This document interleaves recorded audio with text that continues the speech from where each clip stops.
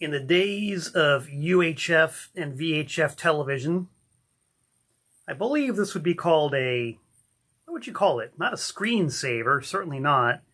A placard, a channel marker. I'm really not sure. But as we know, this program is done in the tradition, in the spirit, in the love of vintage television. UHF TV, cable TV, and those of you who can remember channels on your TV set like Channel 51, Channel 33, Channel 23, the great UHF channels and independent channels will probably recognize a channel holder, a channel marker like this. Except theirs did not say Tent Talks Tunes. In short, that's what this program is. I am Malcolm Tent. That's my show. Tent Talks Tunes, kids. Every Wednesday, live at 7 o'clock p.m. Eastern Standard Time on my Facebook page and archived for as long as there is a YouTube on YouTube. Yes, not MeTube, YouTube. And in order to make sure that indeed my permanent record remains complete and unsullied, I'm going to go through the usual routine of bending over real far here so you guys get a super duper close-up of my forehead and my cheap dollar store glasses so I can click a couple of buttons here on my desktop computer and make sure that I am indeed going live, because internet technology is extremely finicky, unpredictable, unreliable, annoying, all that good stuff. So just to make sure I'm not talking into the ether, into a void, I got to look at my desktop and make sure that the feed is going. And look at that, it is going. Yay, I can see me. I can see that I'm live. I can see that Alan Versapellis, as usual, is the first man in the house. Mike Lesser from Vancouver, BC, is right here, hanging out with all of us. Thank you very much. And welcome to everybody whose names I don't see. But I see that we've got hearts and reactions and thumbs and a counter in the upper left-hand corner of the screen. That means that the show is on. Brian Hugo, the show is on. If you guys are watching this on the YouTube channel on my rerun, great to have you as well. I wish I could reach out and shake hands with every single one of you virtually like I am live here today on the Facebook. So yeah, lots of excitement afoot. I'm going to try to get down to the nitty tacks, or the brass gritty, if you will, ASAP. But you know that I am morally obligated and legally, by my own laws, bound to go through the bulletin board and the mailbox before we do some real serious, hardcore Tent Talks Tunes. You know what I mean, Brian Russell? You know what I mean. You know exactly what I mean. So yeah, we got the bulletin board here. There are several events happening in the intermediate, immediate, and distant future. Excuse me for 1 second. I'm going to tell you about a couple of them that I got flyers printed up for. The biggest one, the one that looms largest on the event horizon, is, of course, Rule Breakers Ball, September 19th and 20th at the Ground Zero in Spartanburg, South Carolina. I'll tell you right now, kids, I was a guest last night on Jeff Clayton's Facebook stream, Break On Through. Jeff, of course, being the head honcho, guiding light, and philosophical beacon of the almighty anti-scene, for whom I play the bass. He does Break On Through not every Tuesday, but occasional Tuesdays, 7 o'clock p.m. I believe he's going to go to a bi-weekly format soon, and it's a lot of fun. It's a really cool show. It's a lot like Tent Talks Tunes. He's a music guy. I'm a music guy. He's been known to collect. I've been known to collect. So if you like what I do, you might want to check out his show as well. Tuesdays, 7 p.m. on the Anti-Scene official Facebook page. But I was his guest last night, and we were talking long, talking loud, and talking large about the Rule Breakers Ball. Charlie Allen, thanks for the virtual handshake. Charlie, I really recommend that you make it to the Rule Breakers Ball, because not only is it going to be a gathering of kindred spirits, but the gathering is centered around one of the best, most sublime, most important things ever created by the twisted, sick, demented, stunted brain of a human being, and that is music. As Frank Zappa said, music is the best. And we got 10 bands here, each one hand-picked by the almighty Anti-Scene to throw down and represent. Friday, September 19th, Taped Fist, formerly of Crap County, Georgia, currently of Crap County, North Carolina. After that, Future Hate from Mobile, Alabama. If Taped Fist doesn't set the stage alight, Taped Fist will have to allow Future Hate to do it. I almost completely fumbled that sentence, but I think I saved it. Knowledge is from... that sentence I blew. Knowledge is for Fools from Raleigh, North Carolina. Before I Hang, yes, from Hattiesburg, Mississippi, making a very rare appearance on the East Coast. Before I Hang being the brainchild of Mr. Walt W. Wheat, a.k.a. WWW. Yes, WWW. He's the guitar player and visionary of Before I Hang, and also, of course, the almighty Anti-Scene. So that's even more incentive to go. And if that wasn't enough, the return of Rancid Vat, making another, nowadays, rare appearance on the East Coast. These are a lot of bands you don't get a chance to see normally around these parts. So that is a super stacked, piled high first night of Rule Breakers Ball. Second night, Saturday, September 20th, just a few days before my birthday. This will be some of my few remaining days as a 60-year-old. You will never get to see me this young ever again.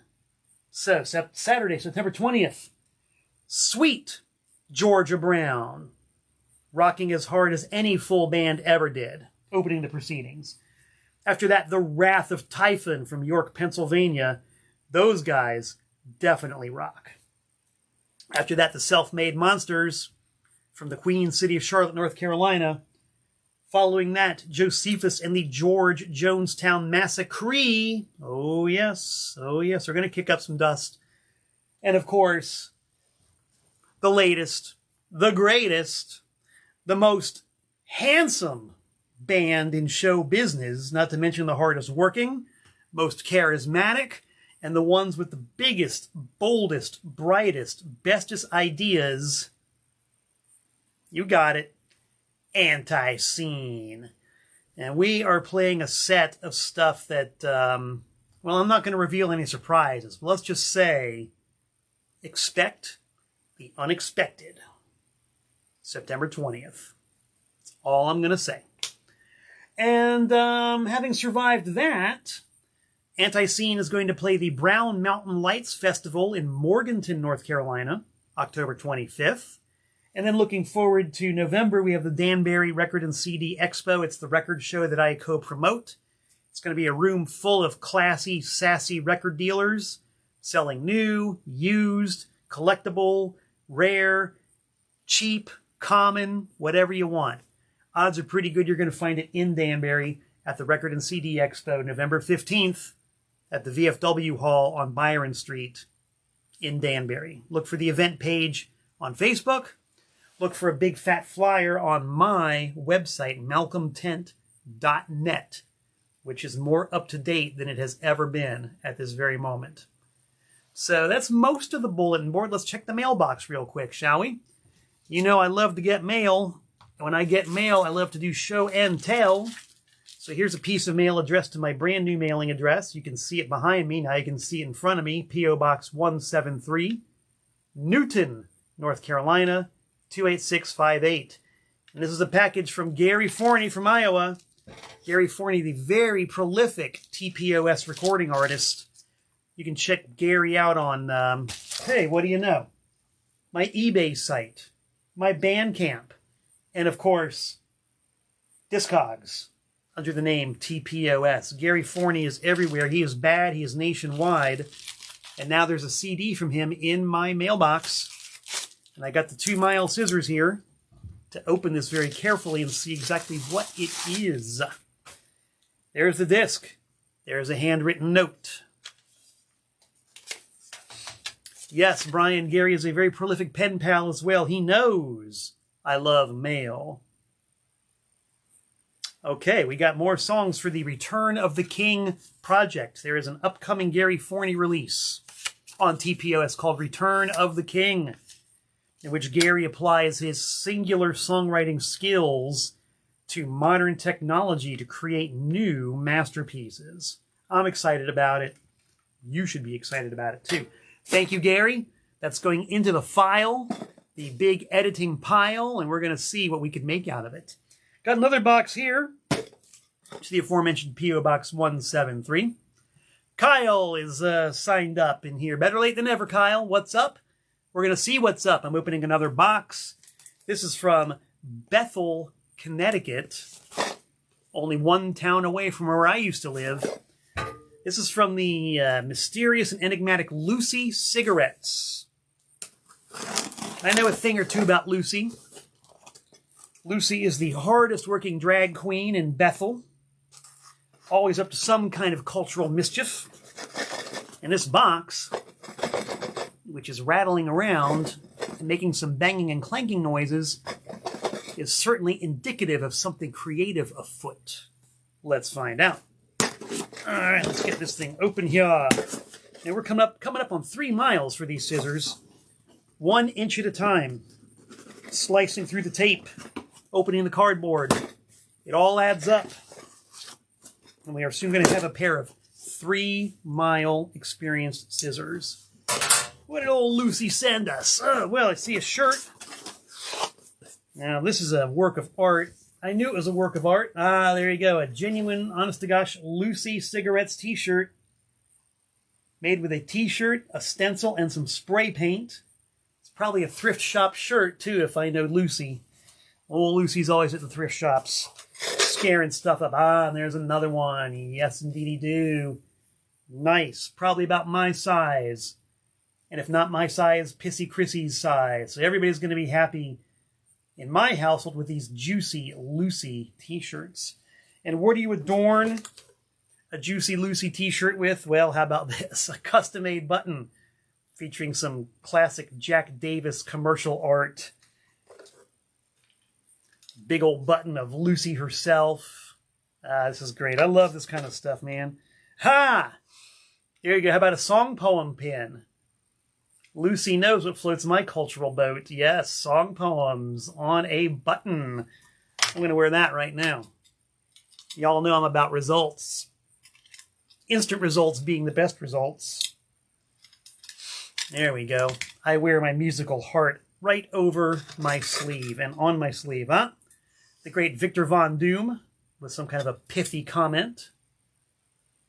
It says right here that even in this fair place, the will of doom is not to be defied. I believe it. I believe it. Stiletto comb button. Very classy. Yeah, there you go. Muscles and a duplication of Jack Davis and Lucy cigarettes and my favorite handwritten notes and stuff. Thank you, Lucy. Much obliged. If anybody out there is in the greater Danbury area and needs a little cultural booster shot, look up Lucy cigarettes. I personally predict satisfaction, and I will drink to that.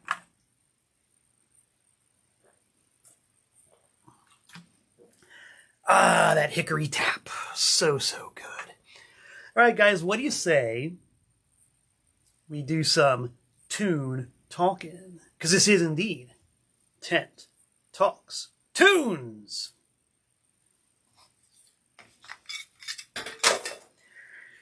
Tonight's episode is driven by a release, an upcoming release on my fabulous label, TPOS.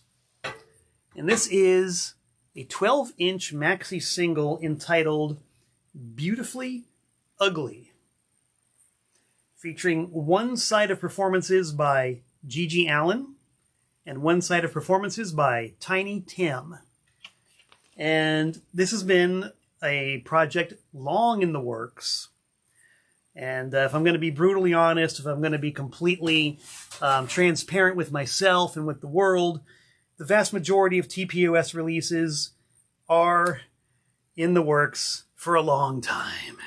Sometimes it just takes a while to birth these things, you know.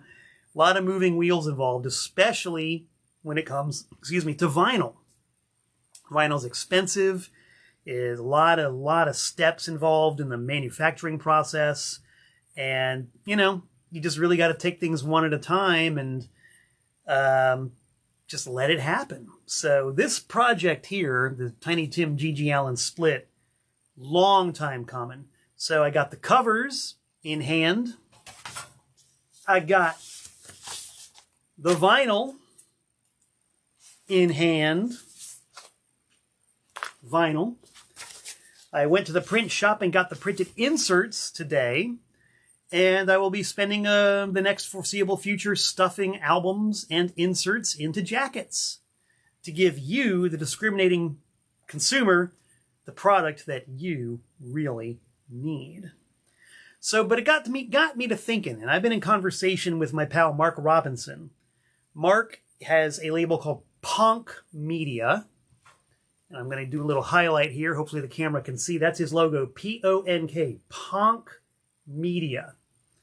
And Mark is the guy who actually created the original recordings with GG Allin and Tiny Tim. And this release is licensed from him. I've done a few things with him over the years, and it's absolutely a pleasure to deal with Mark and Ponk.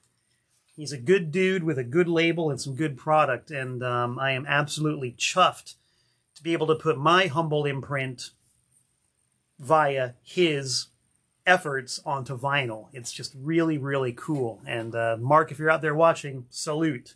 Thank you. Thank you for everything. Really appreciate it. So anyway, I was talking to him, and we're both, as I'm sure a lot of you guys are, driven by fandom. You know, we're fans of the music. We're fans of the artists. We're fans of the culture of vinyl, of putting stuff out. You know, we love doing this. We love the entire universe of music and everything that is entailed with it. So we, of course, you know, being fanboy geeks, do a lot of brainstorming and a lot of research about artists we really like. And I was talking to Mark on the phone not too terribly long ago, and the subject of just how much in common GG Allin and Tiny Tim have. This is my third mishap with a sentence on this week's episode of Tent Talks Tunes. I started the sentence, didn't know how to end it. So I'll do a retake on that one. Really incredible. We were starting to think about how many similarities there are between GG Allin and Tiny Tim. A lot of similarities. Now, it's very easy on the surface of things to see the differences. You know, Tiny Tim was like legitimately sweetness and light, love and laughter, a people pleaser, you know, actively courted celebrity status. GG Allin was about the exact opposite. He was anything but a people pleaser. He was not peace and love and happiness and joy and flowers and tiptoe through the tulips. No, no, no, no. Those two aspects of difference between them are very easy to spot. But by gum, those guys had a lot in common. A lot in common. And the more we sat down and started talking about it, the more commonality between GG Allin and Tiny Tim came to the surface. And I just thought, you know what? Since we got this thing coming out, why don't we just put it right there on the table and talk about everything that GG Allin and Tiny Tim had in common, at least everything I can think of. I do not consider myself to be an expert on either, but I am a big fan. I'm a big fan. And as my fandom compels me, I've done a lot of research into the lives of these guys. You know, read whatever books there are, released their music, talked to people who knew them, listened to the music, you know, lots of putting together clues and connecting dots and listening to stories that people have told, and patterns begin to emerge. And soon you can see that Tiny Tim and GG had much in common. So I'm going to address some of that right now, after taking another swig of that delicious hickory tap. A gallon a day keeps the quack away. So in no particular order, I just have a whole list. And this is a rarity for me too, because usually when I do Tent Talks Tunes, I just kind of wing it. But now I didn't want to miss any points. So I actually made a cheat sheet. I'm going to go off of the cheat sheet, a set list, if you will. A set list of what Gigi and Tiny had in common. First of all, each one of them, and, you know, guys might find this hard to believe, especially when it comes to Gigi, but both Tiny Tim and Gigi Allin really craved commercial success. They craved big-time acceptance. They craved fame. They craved fortune. And each one of them sabotaged any efforts that would actually make them famous or rich or accepted. Each of them has a list of burned bridges that goes back as far to the horizon as you can see.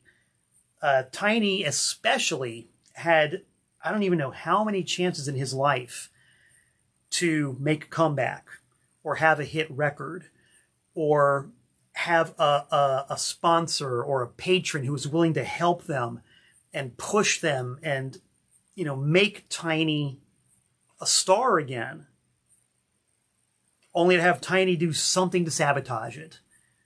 And usually something really small and trivial and inconsequential, you know? Usually just some little tiny disagreement or some little tiny divergence from the plan was enough to make Tiny go, okay, that's it. No more. I'm not doing it. Screw this. Screw you. We're done. Goodbye. It ain't happening. But Gigi did plenty of that on his own. Gigi definitely had opportunities that he squandered. His first appearance and only appearance on the Morton Downey Show being a good example of that. Here he is, poised to be on nationwide TV for the first time ever. So what does he do? He gets drunk and destroys the hotel room he was being put up in and gets arrested the night before the show. I mean, to me, that's self-sabotage. And it might not seem as obvious on the face of it that Gigi really craved commercial acceptance, but at the beginning of his career, he definitely did. And that's pretty well documented. He went far out of his way to get signed to a record label, to be in a commercial band, to look good, to sound good. And he basically sabotaged all of that because of his demons. And if you want to hear a long dissertation about that, I could post the link to a 2-hour YouTube video I did about the psychology of Gigi Allin. I'll do that after I sign off. But the basic point is both Gigi Allin and both Tiny Tim really wanted commercial success. They craved it and they sabotaged it. Psychologists, go crazy on that one. I'll just say my opinion, my gut feeling as to why Tiny did it was that when he actually did achieve commercial success in the late 60s with Tiptoe Through the Tulips, he basically, he blew it then. He squandered all the money. He burned personal bridges and business bridges. He signed bad contracts. He had, for just about a minute, the world in the palm of his hand, and he lost it all. Like, he lost it all. And the gut feeling I get is that anytime he had a chance to reclaim at least some of that, he would sabotage it, probably because it was just too painful to think of having more success and just losing it again. That's sort of the gut feeling I have. Just a thought. But that's one similarity between Gigi and Tiny Tim. Another one is that each of them were expert in pop music. Each one of those guys had an encyclopedic knowledge of pop music. Gigi, with mostly 60s and country music. Tiny, with mostly turn-of-the-century crooners and vocalists. But each one of them had a wide-ranging knowledge and love for all, I won't say all, but many forms of music. And they really, really knew their stuff. They were, you know, like the rest of us fans. They researched and studied the bands and the artists that they loved. They learned their songs. They covered their songs. Even though Gigi quite often would not acknowledge when he covered a song, he would just steal it outright. He was still covering songs by artists he liked. On a good day, you could get Gigi to acknowledge some of the artists he liked, whereas Tiny Tim was, vocal and effusive about the artists he liked. But they were both expert in the field of pop music, and they also each had, at least at one time in their lives, huge record collections. Now, of course, Gigi later on jettisoned a lot of his possessions and, renounced fame and fortune and all that. But early on, he had a huge record collection that he was very proud of, very knowledgeable about, took good care of, and, presumably enjoyed. Tiny Tim also had a giant-sized record collection that he indexed by artist, by label, by catalog number, and could quote you any information about any record in his collection just by asking him. So both of those guys loved their record collections, and they were both pop music experts. Pretty interesting.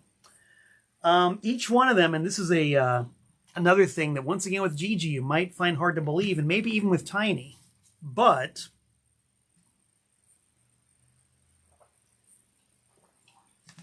each one of them, Gigi and Tiny, had an army of women who were madly in love with them at one time or another. They just did. I have spoken personally to any number of women who loved Gigi. Even after he died, they loved him and wished they'd gotten to know him and were very attracted to him. Tiny attracted women left, right, and center. He was married 3 times.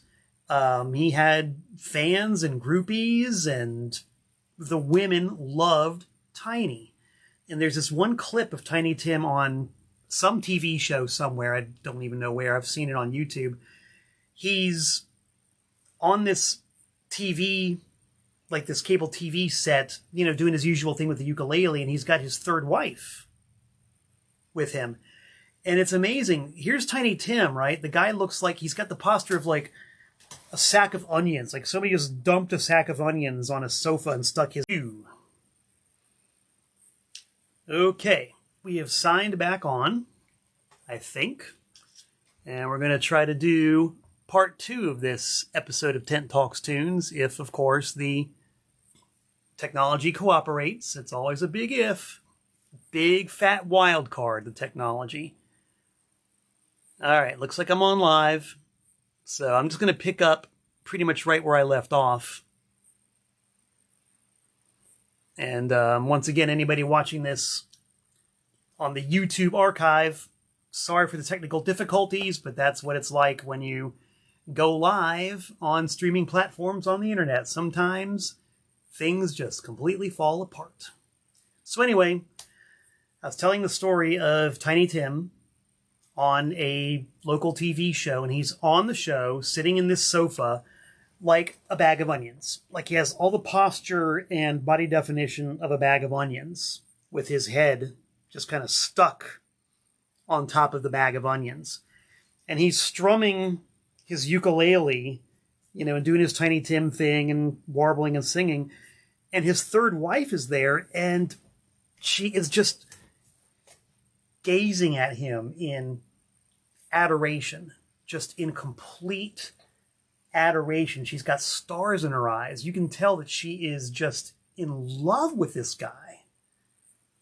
And there are accounts of Tiny Tim's life where any number of women say that they just absolutely loved him.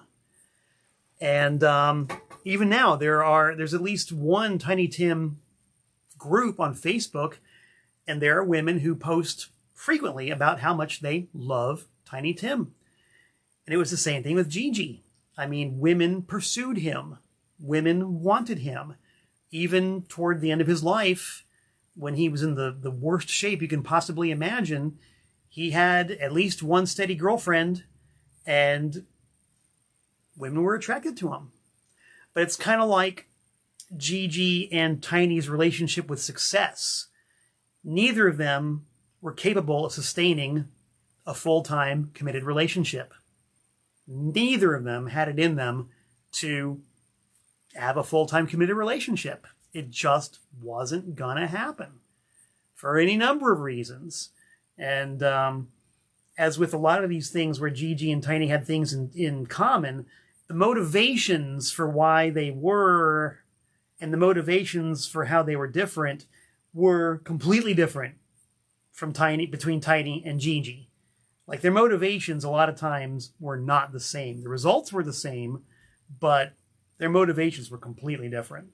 So the reasons why Tiny had women who were madly attracted to him, but he could not sustain a full-time committed relationship, were different from the reasons that Gigi could not sustain a full-time committed relationship in spite of the fact that women were nuts about him and pursued him. So that's getting into some real deep psychology. Whew, what else have we got here?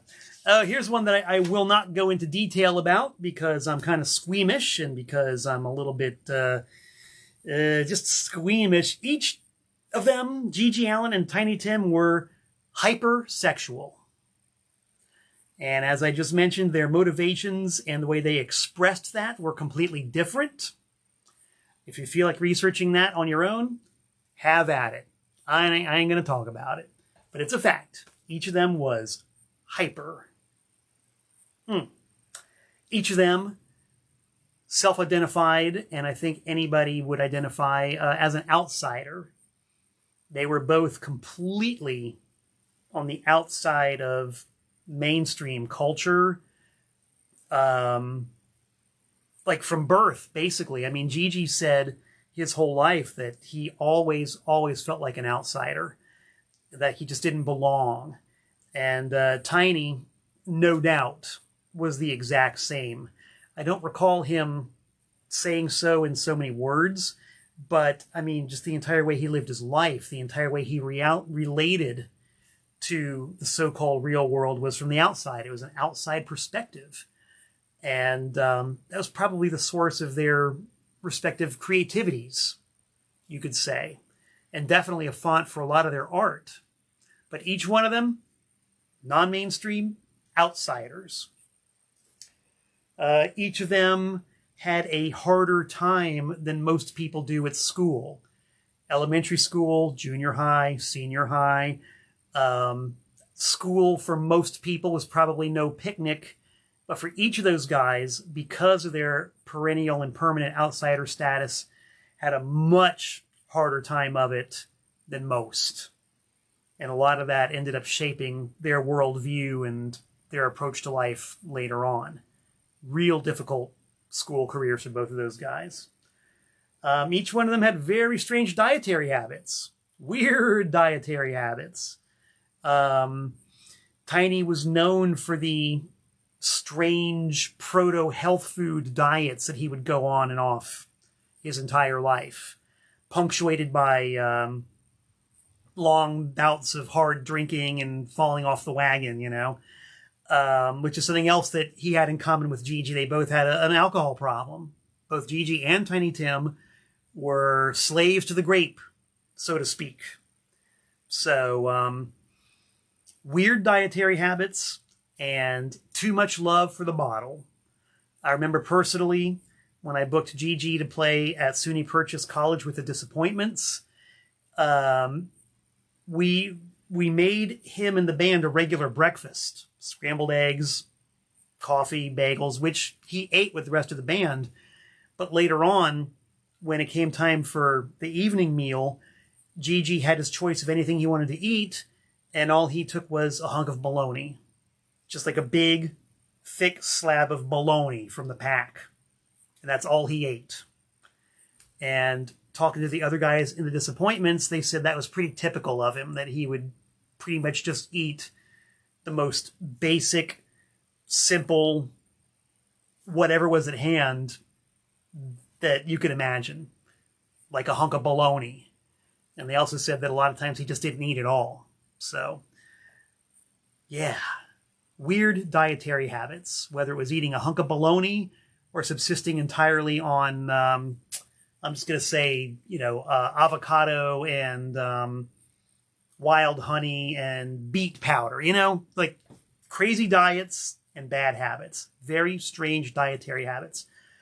Kyle wants to know if I have any GG cassettes for sale. Yes, I have GG cassettes galore for sale.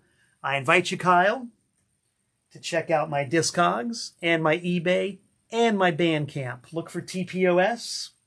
Look for GG Allin. You will find TPOS GG Allin cassettes all you want. Or you can just talk to me directly. Send me a personal message. Do it right now. Message me directly, and I'll tell you what GG cassettes I got, because I got a bunch of them. Oh, yes. Thanks for asking. So, weird dietary habits from both GG and Tiny Tim. Which kind of ties into the next thing, that both of them, each of them willfully let their health go straight to hell. Neither of them took care of themselves, and they both did it as a matter of policy. Once again, the motivations for each one of these guys doing it were quite different, but the end result was the same. Gigi, if I had to guess, completely let himself go to hell because he was self-destructive. Like, he would play a show and, like, just savagely mutilate himself and end up with blood poisoning and infections and horrible injuries and refuse hospital treatment. He would refuse to clean himself off. He would refuse to pick the glass out of his own skin. He would just refuse any kind of treatment. And on several occasions, it resulted in somebody taking him to the hospital and pulling him back from the brink of death because of blood poisoning. He simply would not take care of himself.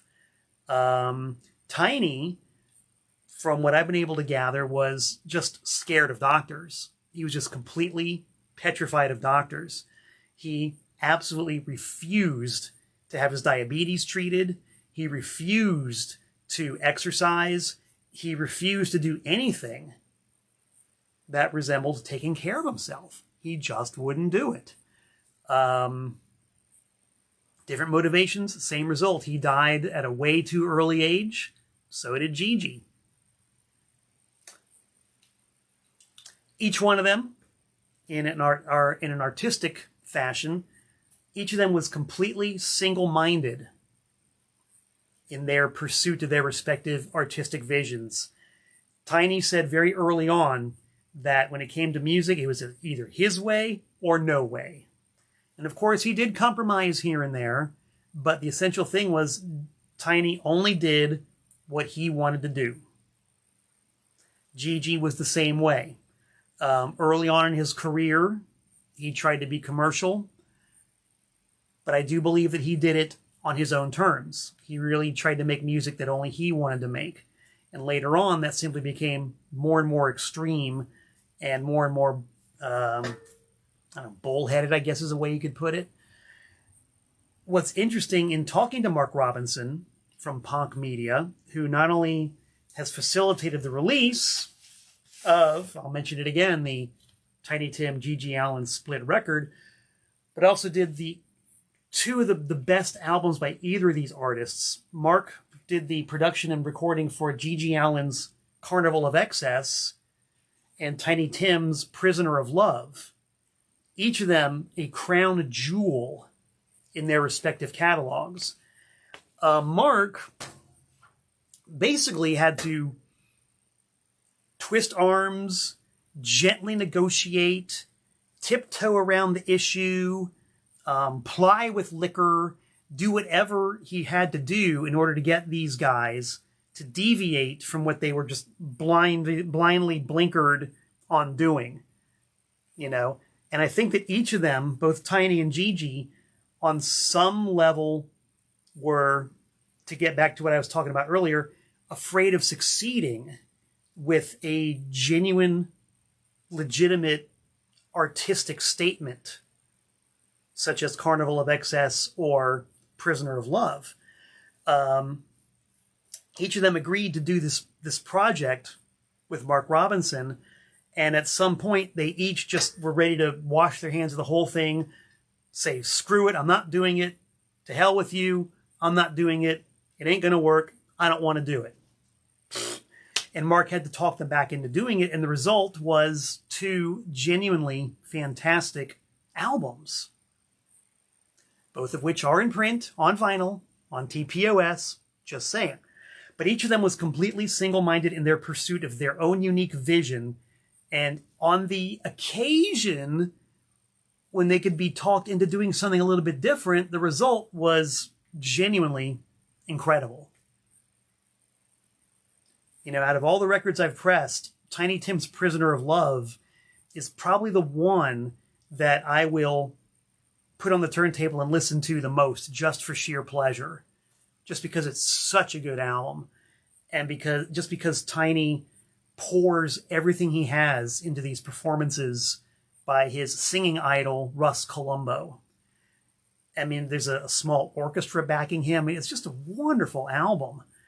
And even if I hadn't put it out, it wouldn't matter. It's a wonderful album. And the Gigi Carnival of Excess is the same way. I wouldn't call it wonderful, but it's a creative peak for him, where he really puts a lot of effort into the songwriting and the performance. And he's got a super tasty string band backing him up. And just everything really clicks. And it's a really, very honest and well done album, and one that he was certainly proud of. And Tiny said that the Prisoner of Love album was the best album he ever did in his entire life. So it's kind of interesting to see that when each of those guys could be persuaded to take off the blinders a little bit, they each delivered a masterwork. A lot of psychology involved in that, I would venture to say. Oh, yes. And the last point I can think of off the top of my head about how those guys were very much in common kind of relates to what I just said. Each one of them completely dedicated their lives to their music. I mean, even though a lot of times they were on starvation rations, and even though Tiny Tim would find himself playing to, 4 people on a Wednesday night in Wilkes-Barre, Pennsylvania, or, Gigi would drive 3,000 miles just to bash himself unconscious after 1.5 songs, they were still completely devoted to their music and devoted their entire lives to their music and sacrificed a lot. But at the same token, each achieved an incredible amount in their lives, however short they were and however self-sabotaging they may have been.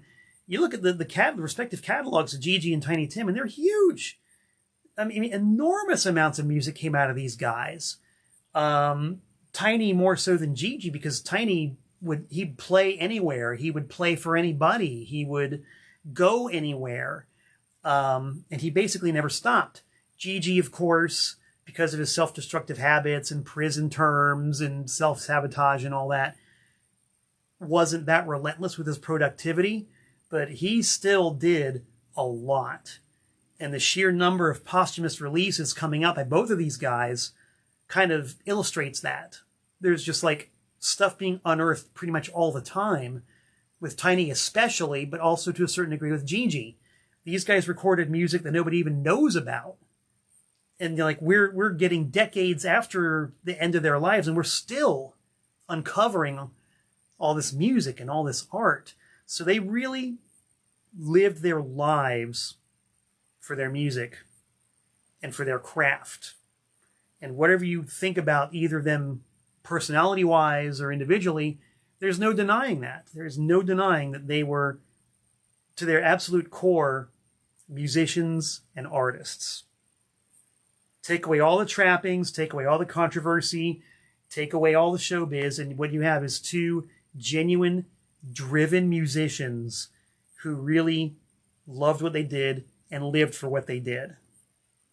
And were each gone probably before they even really hit their pride, before they really hit their stride, I think with Gigi especially, I think that he had a lot of seriously good music in him and several directions he could have pursued, but never did for multifarious reasons.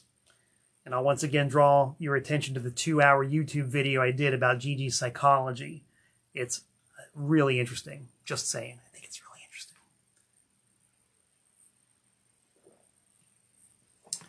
Kyle, yes, please inbox me. Let me know about those Gigi cassettes you want.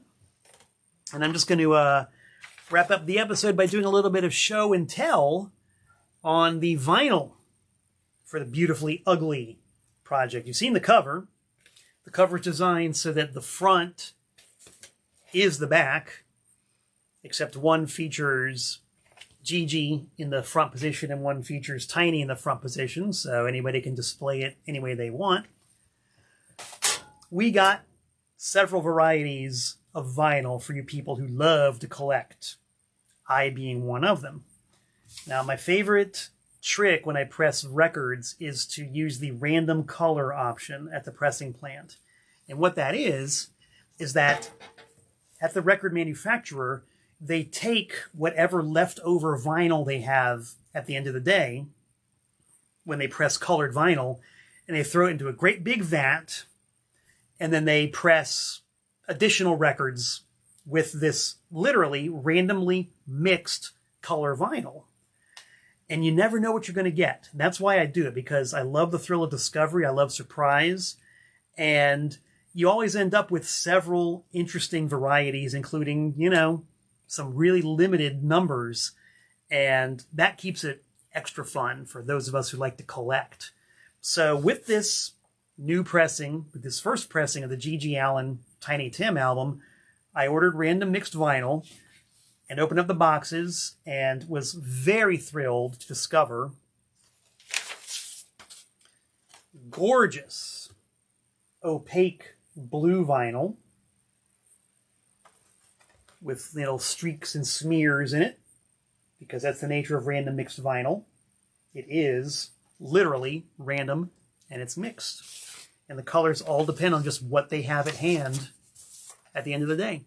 We've got some blue ones. We got some green ones. This sort of olive drab government issue green, with once again the random streaks and blotches.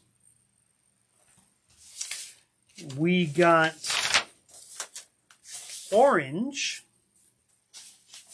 a wide variety of orange, some bright orange, some dark orange, some splotchier than others, but orange. They ran out of random color vinyl, so the majority of the albums are black, which is fine for those of you who don't collect or care about colored vinyl. I know some of you don't care about colored vinyl. That's cool.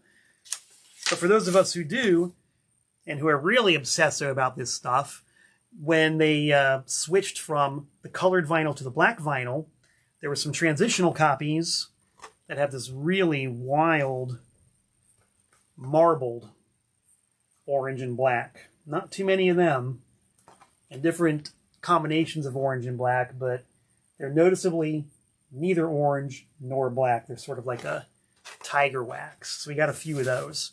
So, and I'm going to stress very few of these. I'm going to keep a few for myself. I'm going to give a couple to Mark, and I have no plans to sell my copies. Let's just put it that way. But they are out there. Now you know. Sorry. And of course the test pressings and all the variants. So that's kind of where it stands right now. I'm going to have these things for sale probably in about a week, because it's going to take me time to assemble them all and count up the different colors and, you know, just get it all sorted out and ready for release. So I'm thinking of in about a week, 1 week from today, probably I'll be able to launch it live. So keep an eye out for that. And I hope you guys enjoyed listening to the similarities that there were between Gigi Allin and Tiny Tim. I hope it made sense. Hope it was coherent. And I hope you enjoyed it. So thanks as always for tuning in. I really do appreciate it. And I fully intend to be back in about, let's say about 166 hours. Make it 167. Yeah, 167 hours. So until we meet again, this is indeed Malcolm.